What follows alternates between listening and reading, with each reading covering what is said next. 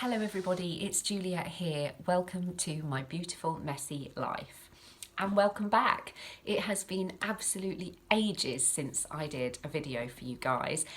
The summer has just happened and well, it's still happening and we've been having a great time doing all sorts of things, learning through living and having lots of family time together, and I've just not done a video. So I thought, do you know what? Today we will try and squeeze in a little update for you. It has been a long time since I've done that. So we ended our term, if you like, our school term back in the end of June, and we've had a really long, lovely summer, but we're going to be starting back, as I say, within the next week to 10 days, I think, we're going to start getting back into our kind of homeschool groove, where we're doing more read alouds and doing a little bit more study and so on. And then we'll build that up for a couple of weeks until we're back in the flow. Those of you that know me and have followed me for a while on Instagram and Facebook will know that we as a family school year round, so we're never not learning just because the summer's here and it's summer break, or Easter comes, Christmas, Yuletide, whatever, doesn't mean that actually we're not learning anymore. We just kind of take on more of an unschool approach, and all the boxes still get ticked. We just do it through a beautiful unschooling way, which is a beauty to behold and to watch unfold, which sounds really kind of poetic and flowery, but it really is. It's a joy to watch the children thrive and grow throughout the weeks that we don't focus specifically on academic things, and it's just wonderful. So I talk about some of those things in a little while for you, to let you know what we've been up to and how the children have been learning. And yeah, we've just, oh yes, I've got some brilliant books that I want to show you that we haven't read yet, that I'm really looking forward to in our book box, in our read aloud book box in the living room. We've got some changes this year for the way that we will be attacking our assignments. My daughter, homeschool daughter, who is 11, nearly 12, is going to be taking on a lot more of her own reading, which I'm a little bit nervous about, because I know actually that she's more than capable of doing it, but I want to read the books and I haven't got time to do it just on my own. So I'm going to miss that. I need her to do lots of narration to me and tell me what these wonderful books are about, and then maybe one day I will have the opportunity to read them as well. So I'm going to miss kind of that sitting side by side reading as much of her book list as possible together. I'm going to miss that, but it does mean that I get to focus more on my younger children. So obviously my 7-year-old, who will be 8 later this year, we're going to be able to get into some of the really wonderful living books and so on, that are just waiting for her to discover. So I'm going to show you the books that we have got prepared, ready for when we get back into the throes of things. What have we been doing? Yes, so over the summer we have really we've been very busy, but not in the busy way, which doesn't really make any sense. But we have really kind of not overbooked ourselves with things. We've had a lot of days where we've been at home and it's been really wonderful, or we've stayed very local and just had like little picnics, or we've kind of tended family relationships and friendships closer to home this summer, and it's been really wonderful. And I want to say, fortunately and unfortunately, it's kind of we've got to carry on that way for the rest of this year certainly, and possibly the whole of next year, because the UK as you may have read or heard on the news, is on the brink of recession. And so some of the things that we would have done, some of the more elaborate trips and far-flung day trips away and overnighters won't be able to happen, and we've got to kind of fall in love again with where we are. And that's not to say that we won't be able to still enrich our days and have a holiday or certain things planned, but we have really got to kind of reassess what is bringing the most value to the children, and still be able to live comfortably as a large family. So we need to be sensible. Now, normally we're quite frugal anyway, but there are one or two luxuries that we can kind of jiggle around, cut back on. And I think certainly with the homeschooling, we need to be careful that we are staying closer to home. So it's unfortunately that we won't be able to do as many of the things that I'd hoped we would be doing this year. But fortunately, because actually I think we will rediscover that kind of love of our local area and the joy of being at home, and the season will lend itself well to it. The autumn and winter will come in, and we won't feel like going as far. It will be content with stomping around in puddles on rainy days and rushing home for hot chocolate, and with rosy cheeks after a brisk walk on the wintry days. So this summer we've kind of eased into that, and we've slowed right down. We did find, Mr. Lemon and I, that towards the end of the spring, we were both starting to feel very disillusioned with our own jobs. Mr. Lemon works incredibly hard at what he does and at supporting our family, and I think some of that workload inevitably is going to take its toll.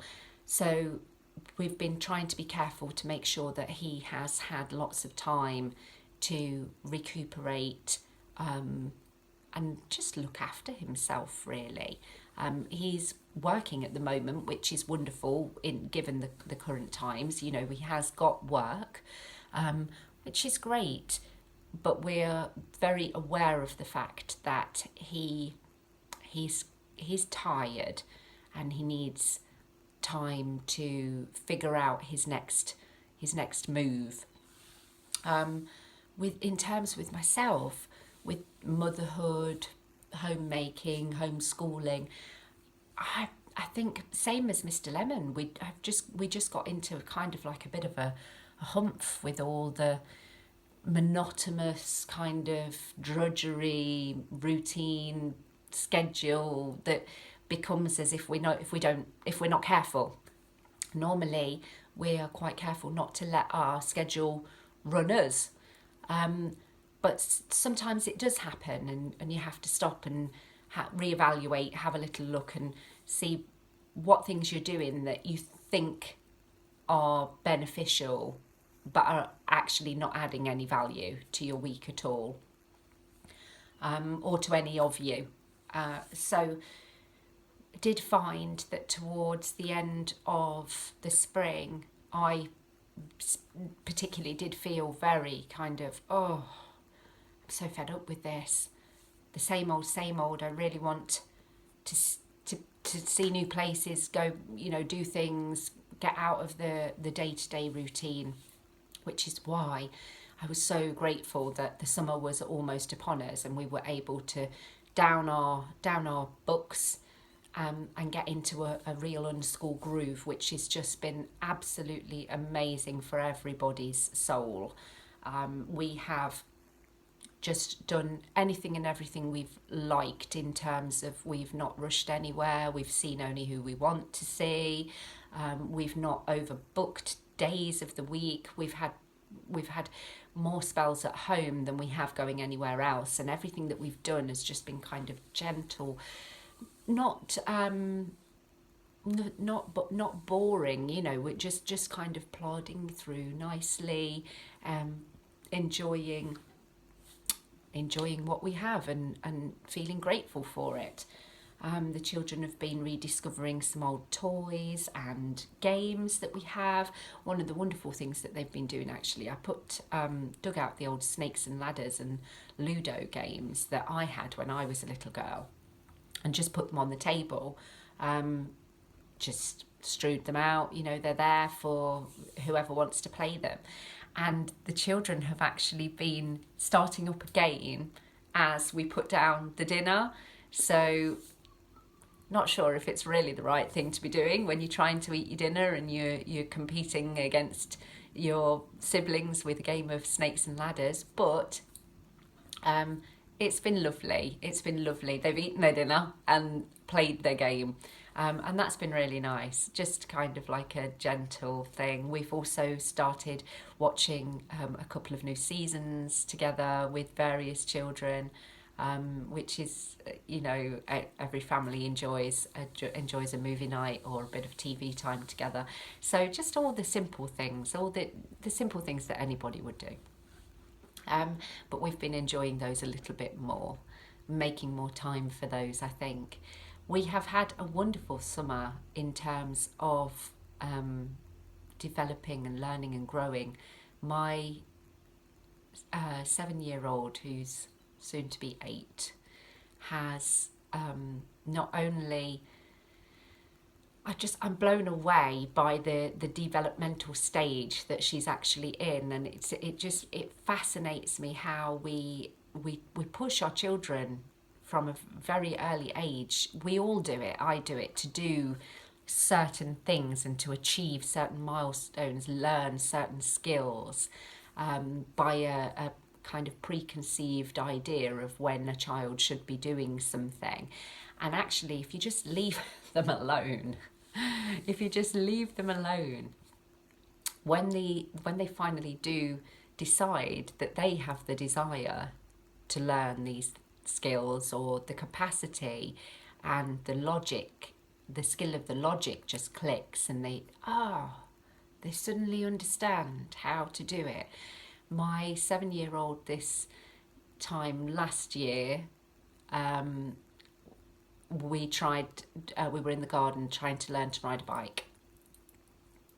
It was not happening. This year, we've downed the books. She's working very hard on learning to read. We haven't done a great deal of that in terms of opening up reading books this summer, but she's been reading things and she's been writing lots of little notes to everybody, writing down her Christmas list already and things like that. So that's all happening, but we're not opening up Peter and Jane or Biff and Chip and having a good old practice. So instead, because her mind is free from Mummy saying, "Oh, we really ought to do a little bit more reading practice today. Would you not like to try to read this book that you really don't like or want to read?" Instead, within the space of a week, she has learnt how to roller skate perfectly.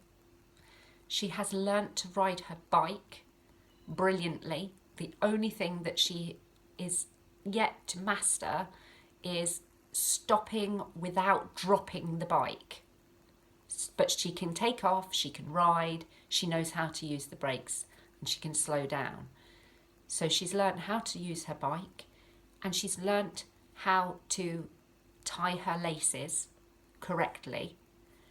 And she has also been practicing skipping with a rope. And she did all of those things in a week. The amount of learning that she was putting herself through was phenomenal.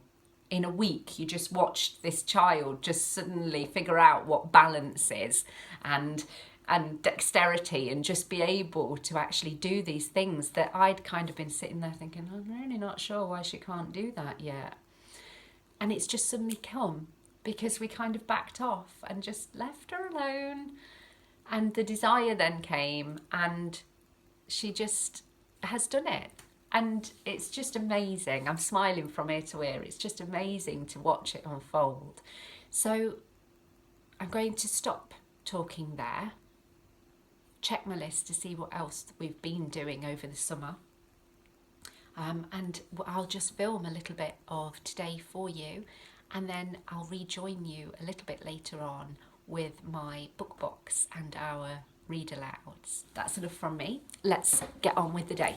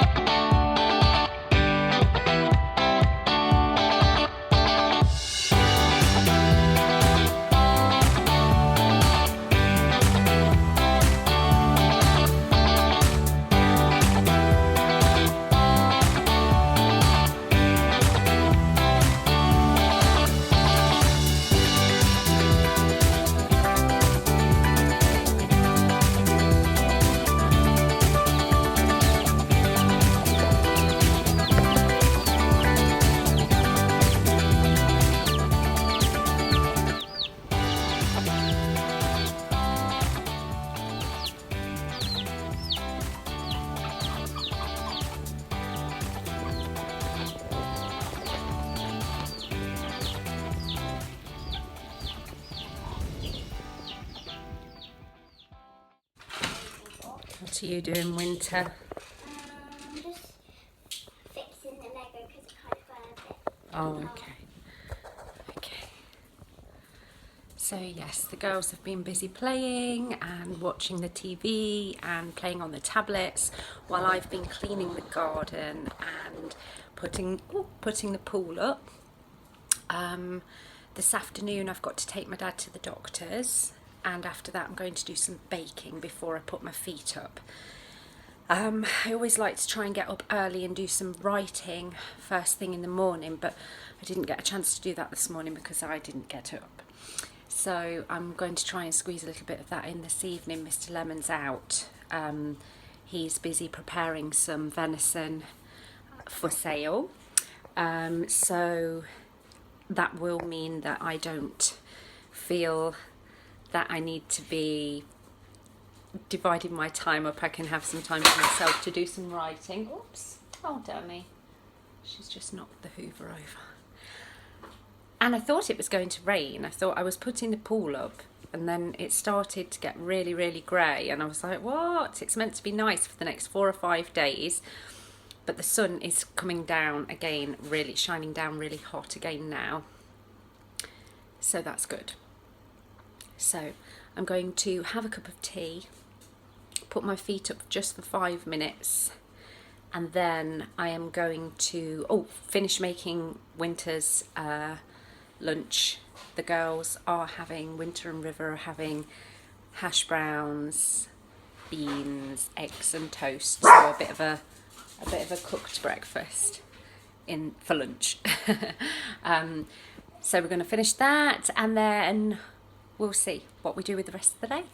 What have we got in the post? Oh, Pinocchio. Good.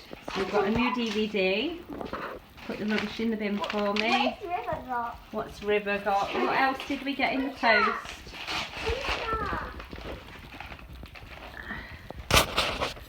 What else did we get in the post?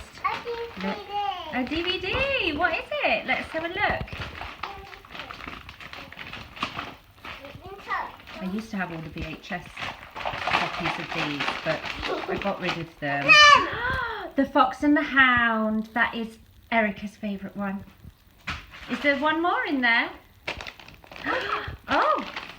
So we're just re-adding to our collection. And this one is for me. Right. I'm going to go and get my cup of tea. Mum, hey.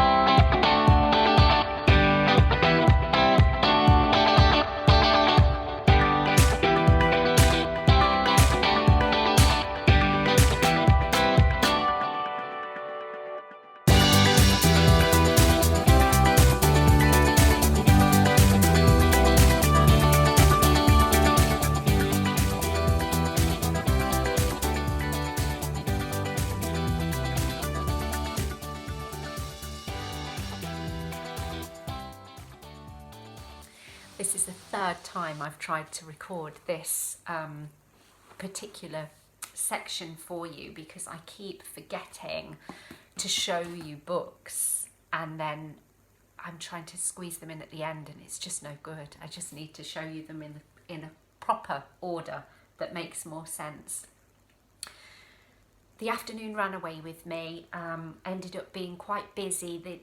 Not lots of little things, but one or two things that just took a great amount of time. And so the children did end up a little bit bored, which was a shame for them.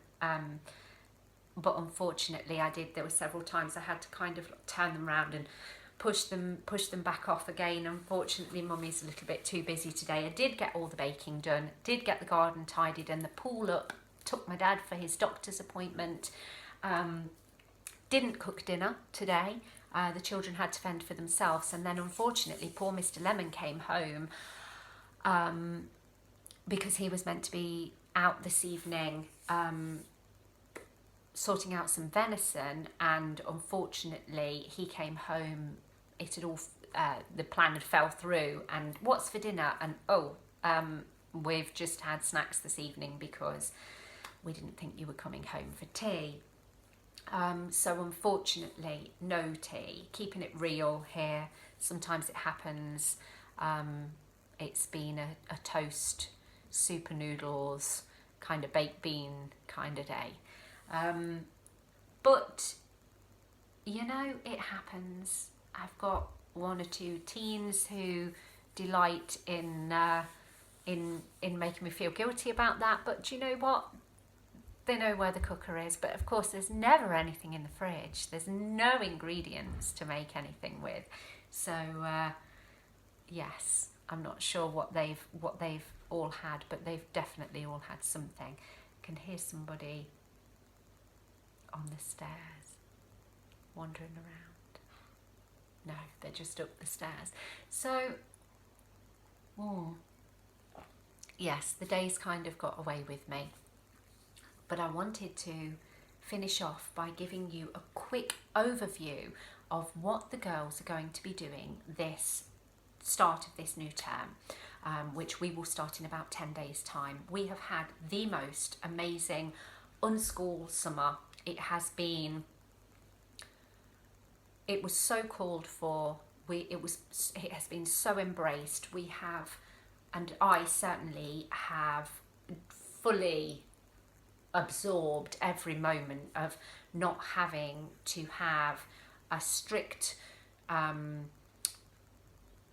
selection of things that we want to get done each day. We've just gone with the flow. It's just been amazing, and I'm a little bit worried as to how I'm going to keep doing some of the things that we've incorporated over the summer, especially some things for myself that I want to keep going, but I'm not sure how they're going to fit into our homeschool groove once we start kind of getting back in the swing of things. And one of which is my writing. I am a writer and a poet, and I have been making time to write a book on homeschooling, which has been very dear to me. I've wanted to do this for a very long time. I've had lots of projects and works on the go, but this is one that I really want to get done. And over the summer, I have had some time to be able to do that, but it isn't finished, and I want to keep on at it. So I really need to be careful how I manage my time going forward once we start back up with our reading assignments and our learning, because obviously takes priority. But I do still really want to continue working on this project that I've got going. So that being said, I have got two girls who are currently homeschooling, working with me. My youngest is 3, so she'll just be doing her own little thing, joining in where she wants, and my 3 elder children are at various colleges doing their own thing.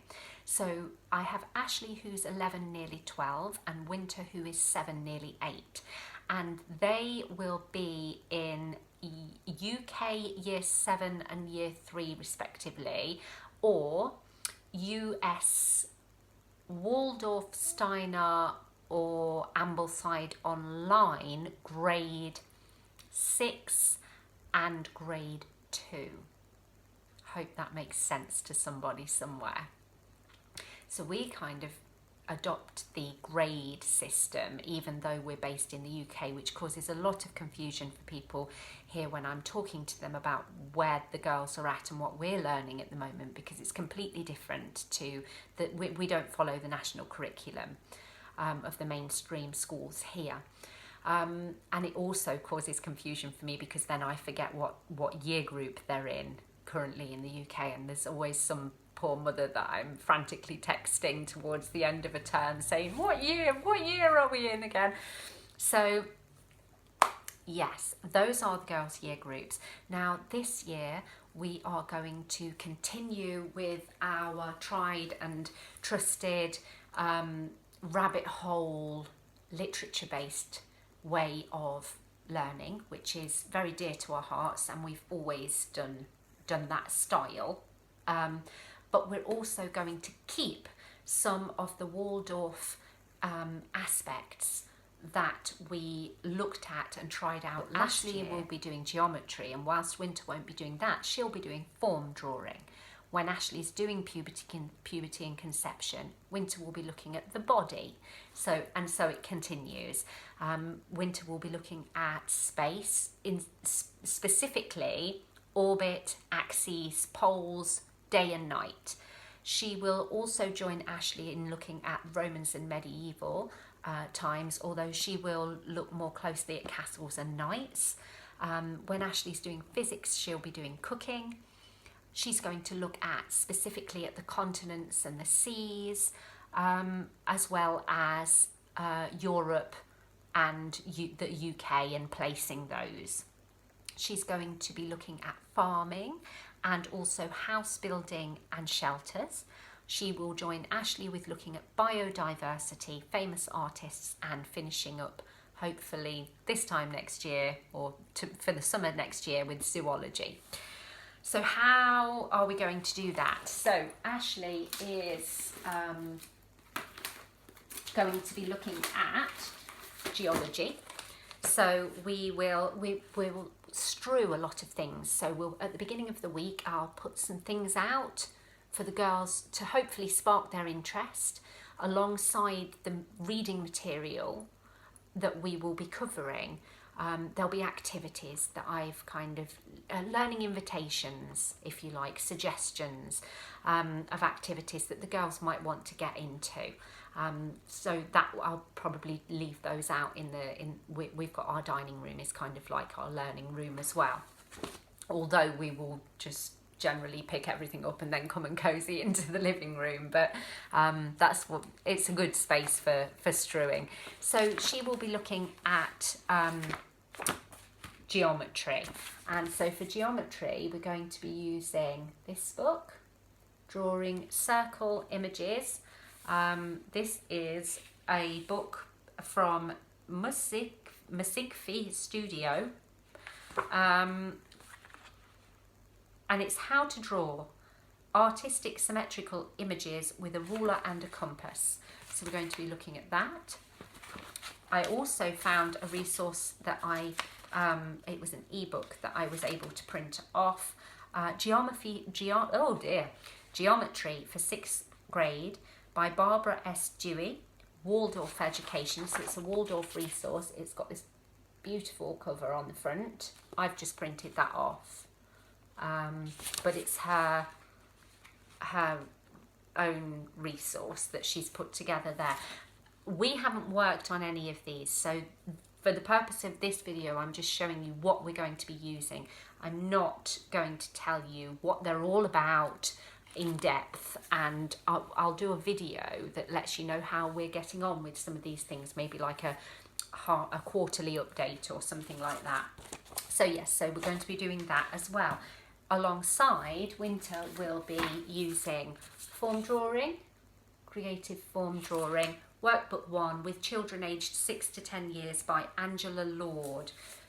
and that is what we will be using for winter.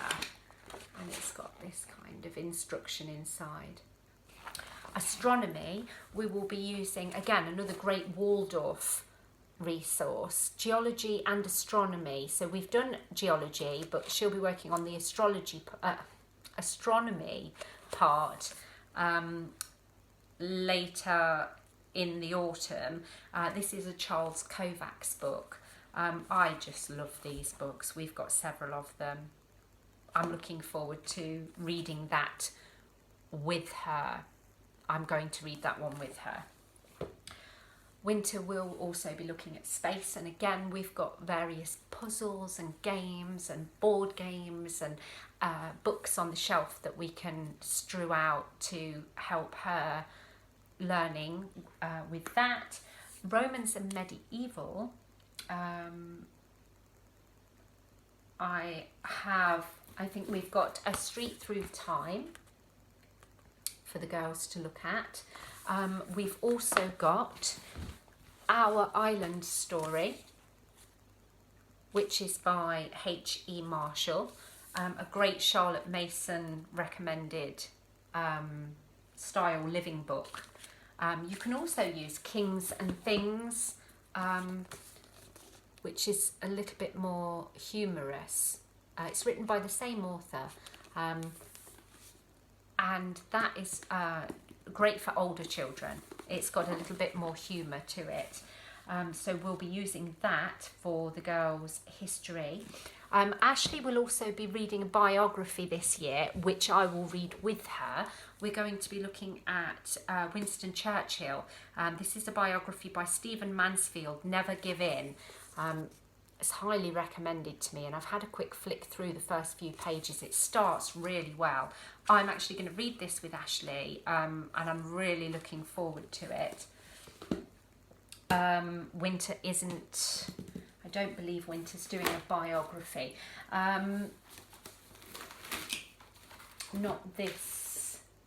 Not this term, but we might pull in something like Nelson Mandela or Martin Luther King or something like that for winter later in the term.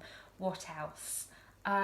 For geography, Ashley is going to be using this book, A Child's Geography of the World by V.M. Hillier. I've already had a look through and kind of page marked some chapters for her to read. She will have her reading assignments, so I'll assign her a section to read, and then she'll either narrate to me about what she's learning and chat to me and discuss it with me, or she'll journal it in her way, in her journal. And that won't be, we won't kind of grammar mark that or anything. That's just for her. We'll do kind of language arts in a different way with Ashley. As we do work together on our main lessons, we will pull in the spelling, punctuation and grammar side of things. So her journaling is not to be marked and ridiculed in any way. That's just for her. So she's going to be reading that for geography. Winter, we are looking at Paddle to the Sea by Holling Clancy Holling. We have printed off the map, and there's a little paddle in his boat that she moves around as we read each chapter, and she really enjoys that. So we're obviously, that covers Canada and the very north of the USA, and so she's really enjoying that. We're also going to be using, where are you? There it is, peeping out the top. We're also going to be using this book for winter's geography, which is a classic living book, Home Geography for Primary Grades. Oh, excuse me, there'll be more, there always is when I start sneezing. Classic living book, Home Geography for Primary Grades by C.C. Long. This is a Charlotte Mason style recommended book. We've already pulled a little bit from this actually. Winter came home from Beaver Scouts with some compass work, and so we opened up the book and did a little bit of work, and there was some lovely poem in there as well. So she'll be using that as well as living geography. We'll just live and pull in learning through living with geography. Ashley will be, for her literature, she will be reading various poetry books or a selection of poems from books that she chooses and I recommend, and she'll be looking at those. And she will also be reading Jack and Jill by Louisa May Alcott. This is the lady who wrote Little Women and Little Men. Absolutely fantastic author. I'm not going to read this with her, and it's causing me quite some frustration. I'm hoping that it reads really well for her, and that she's able to narrate to me the plot and what's going on. And if she really enjoys it, then I might read it to Winter. But I really want to read this with her because it's kind of like literature. It's her storybook, and yeah, I'm gonna miss that aspect. So we'll see how she gets on with that.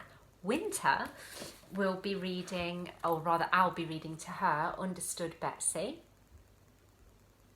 for her literature. We will also be finishing Little House on the Prairie together, all of us. And when Christmas comes, we'll be looking at The Cricket on the Hearth by Charles Dickens together as a family read aloud.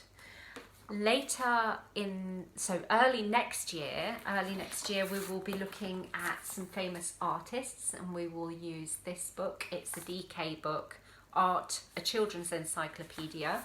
So we'll use that to help us look at some art styles and famous artists. Going back to Ashley's geometry, we will also be looking at this living book here, What's Your Angle, Pythagoras, kind of like a story that explains the mathematical concepts. So we've got several of these. I'll show you them. We've got circumference, and we've also got fractions in disguise. But yeah, we'll look at those. They're quite fun. They're quite fun to look at. What else? Yes, we will be biodiversity. We'll be looking at together, all of us. And we've got this great book here, Planet Earth. This is a great. It's incredible. It says it on the cover, the incredible ecosystems of planet Earth, and this is just really great. It shows you each area that you're talking about, and then every little biome is in a pot of some kind. Somebody's coming in. Hello. Hello. Oh, sorry. It's all right. I'm coming upstairs now.